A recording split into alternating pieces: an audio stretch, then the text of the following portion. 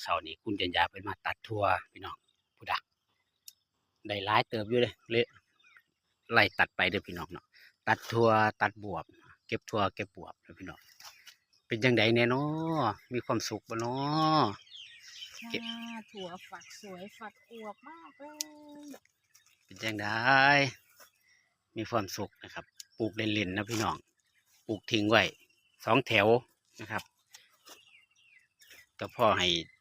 คุณจันยาได้เก็บไปเฮ็ดกับเขาวจิ้มป่นจิ้มปลาร้าซับแล้วก็เหลือกับแบ่งขายนะพี่น้องจังทีละวิถีชีวิตคนสวนพูดแล้วสดชื่นเบ้ยคนเบ้ยพี่น้องเลยผักอินทรีย์ห้าพี่น้องใส่มดแดงจัดการพวกศัตรูพืชทุกชนิด สุดยอดบ่คุณจันยา สุดยอดมากค่ะ แดดส่องตาเพิ่น ง่ายเด็ด